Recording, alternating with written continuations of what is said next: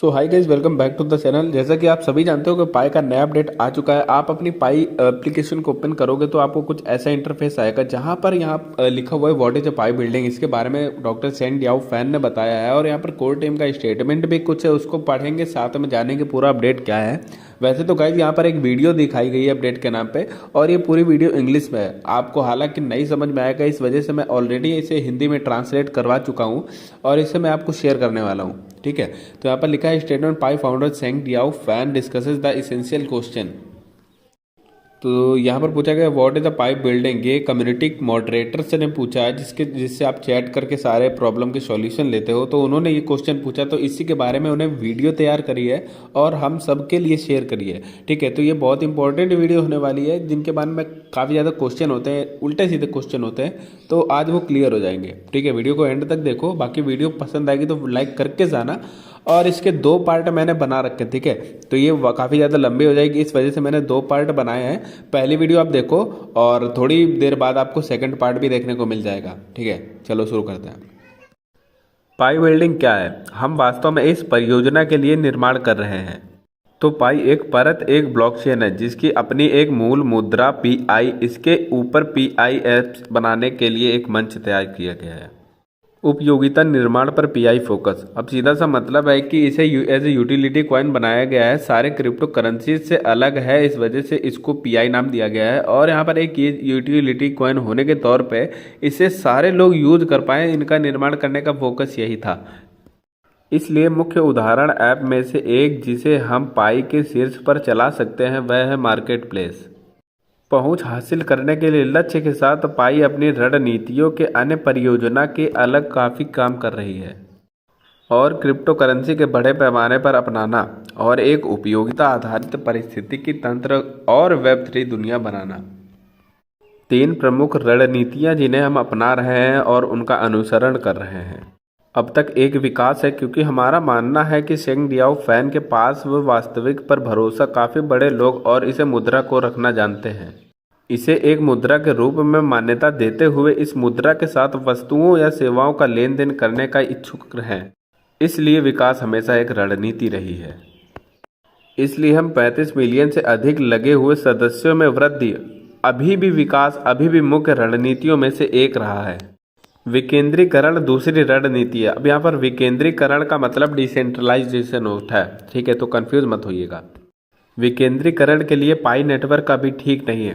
तकनीकी विकेंद्रीकरण की भावना जो अभी परीक्षण, शुद्ध आंदोलन और मुख्य भूमि प्रवास भी इस विकेंद्रीकरण की प्रक्रिया में है।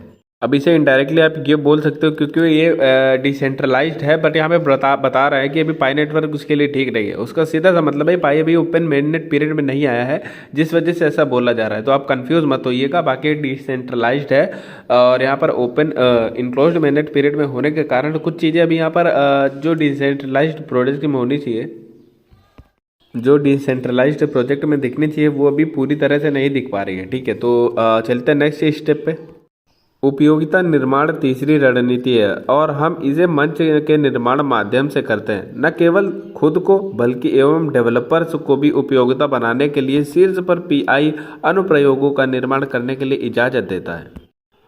पीआई नेटवर्क की स्थापना, जबकि ये तीन रणनीतियां अभी भी हैं वर्तमान अवधि के लिए पकड़े हुए और आगे बढ़ते हुए, हम हाल के भविष्य के उपयोगिता के बारे में अधिक जोर देना चाहते हैं।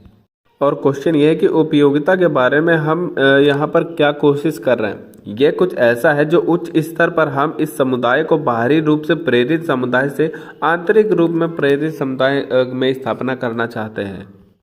ये दो अवधारणाएं मुझे नहीं पता कि क्या कोई यूज करता है या जानता है, मैं थोड़ा सा और समझाना चाहती हूँ। इस परियोजना के लिए आंतरिक प्रेरित होना क्या अर्थ है? आंतरिक प्रेरित का अर्थ है कि वास्तविक उपयोगिता प्रदान करता है, चाहे वह मनोरंजन हो, जिसका अर्थ है किसी का भी मनोरंजन हो जाता है।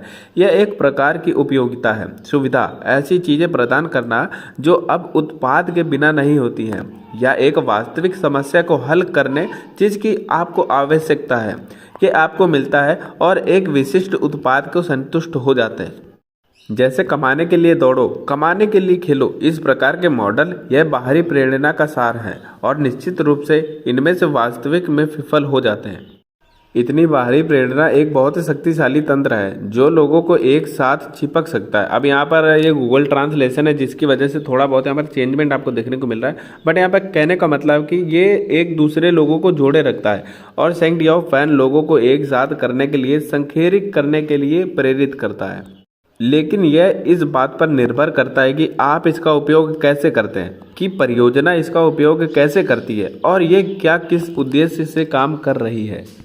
आंतरिक प्रेरित का अर्थ है कि यह एक वास्तविक उपयोगिता प्रदान करता है, चाहे वह मनोरंजन हो, जिसका अर्थ है किसी का भी मनोरंजन हो जाता है। यह एक प्रकार की उपयोगिता है, सुविधा, ऐसी चीजें प्रदान करता है जो इस उत्पाद के लिए नहीं होती। यह एक वास्तविक समस्या को हल करने जिसकी आपको आवश्यकता है वह आपको मिलता है। आप इस विशिष्ट उत्पाद से संतुष्ट हो जाते हैं। तो एक प्रणाली के आंतरिक प्रेरित उपयोग के उदाहरण के लिए zoom video call conferencing tool. लोग इस टूल का उपयोग उस आवश्यकता को पूरा करने के लिए कर रहे हैं जिसके लिए उन्हें चेंगडियाओ फैन के दूरस्थ की आवश्यकता होती है और वह आवश्यकता पूरी होती है और यह एक उपयोगिता है। लेकिन यह इस बात पर निर्भर करता है कि आप इसका उपयोग कैसे करते हैं, कि परियोजना उसका उपयोग कैसे करती है, यह एक उद्देश्य से काम करती है। और दूसरा उदाहरण है हमारे आईफोन का उपयोग एप्पल के शेयरों से प्रभावित नहीं है, जरूरी नहीं। यही कारण है कि ये उत्पाद अपने उपयोगिताकर्ता को उनका उपयोग करने के लिए आंतरिक रूप से प्रेरित करते हैं। तो हम जो करने की कोशिश कर रहे हैं, बड़ी दृष्टि या उच्च स्तरीय रणनीति यह है कि हम अपने समुदाय को बाहरी रूप से प्रेरित करने और आंतरिक रूप से प्रेरित करना चाहते हैं। इसका मतलब है कि पायनियर्स को पीआई नेटवर्क में आना चाहिए भले ही बाहरी कोई प्रेरणा हो। वैसे गाइस ये वीडियो का एंड नहीं था, ये था पार्ट 1 और पार्ट 2 आपको काफ़ी जल्द देखने को मिलने वाला है। वैसे गाइस यहाँ पर कोर टीम का यहाँ पर एक बोनस आपको अपडेट मैं दे दूँ। Core team is more interested in building a real utility than speculating on value. ठीक है, जो भी आप वैल्यू यहाँ पर डिफाइन कर रहे हो, आपने मान लीजिए $314 डिफाइन कर दी कि इतनी वैल्यू होनी चाहिए इसकी, मैं इतने प्राइस पे इसको ट्रांजेक्ट करना चाहता हूँ। ठीक है, अब दूसरा पर्सन है जो इस पाई को 0.3 डॉलर पे पर पाई यहाँ पर ट्रांजैक्शन करना चाहता है। तो एक कंसेंसस वैल्यू निकल जाएगी जब यहाँ पर एक एवरेज वैल्यू हम लोगों को पता चल जाएगी।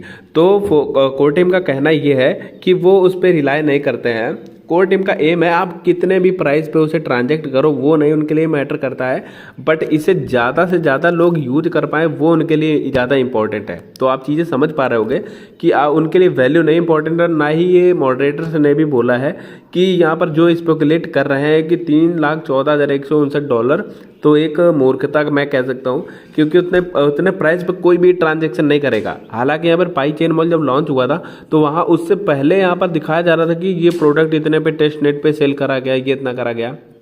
ठीक है, और उल्टा हुआ उसका, जब ये लॉन्च हुआ तो उतने प्राइस पे कोई भी यहाँ पर ट्रांजैक्शन नहीं देखने को मिल रहा है।